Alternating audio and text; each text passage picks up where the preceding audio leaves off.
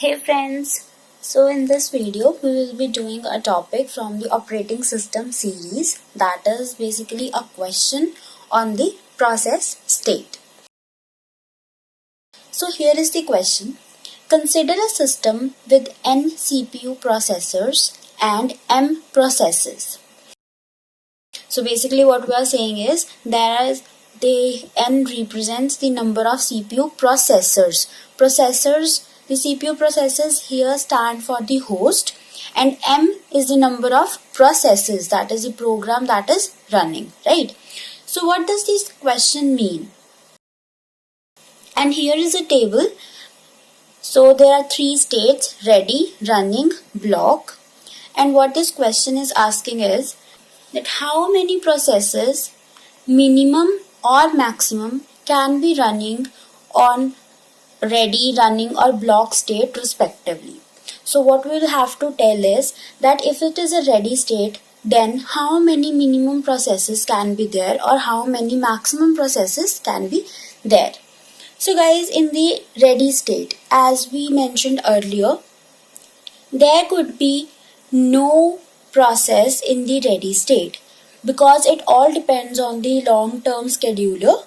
So there may be no process. So the minimum number of ready state processes can be 0. Right guys? And what about the maximum? As we said, it depends on the long-term scheduler. Maybe it decided to schedule all the processes, or it may have scheduled less number of them. It all depends on the scheduling algorithm, which we will be covering in the next videos.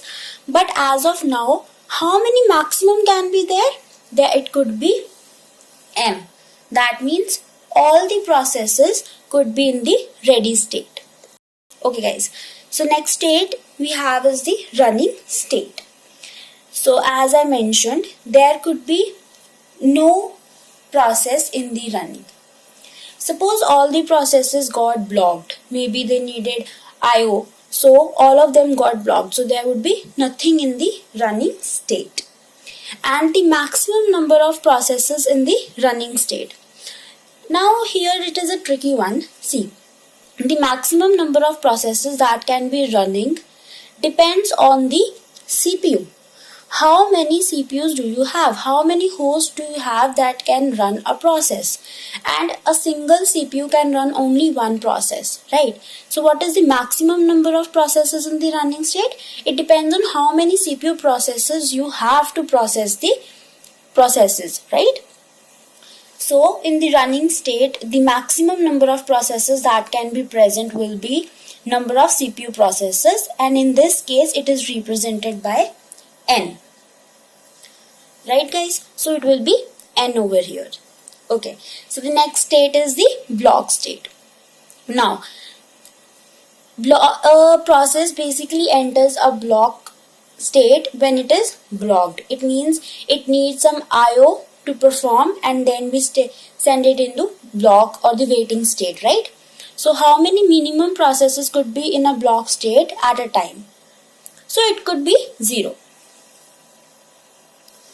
Because we can have a number of processes that don't even need IO, right? So if none of the process needs IO, which means they all are CPU bound processes, so they will never enter the block state. So the minimum number will be 0.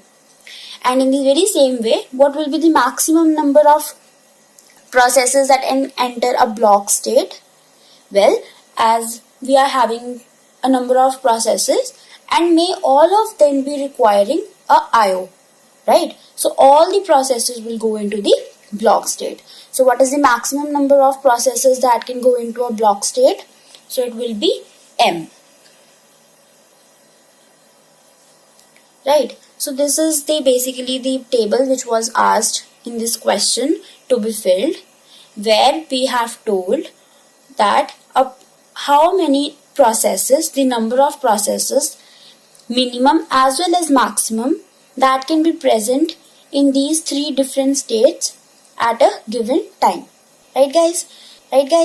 So I hope this was clear to you, and if you face some problem regarding the states, running state, running, blocking, ready state, then please guys refer to the earlier videos. I'll be giving the link in the description as well, where we explain these states so that it can come a very clear picture that what happened here and what this question was based on. Okay guys, thank you.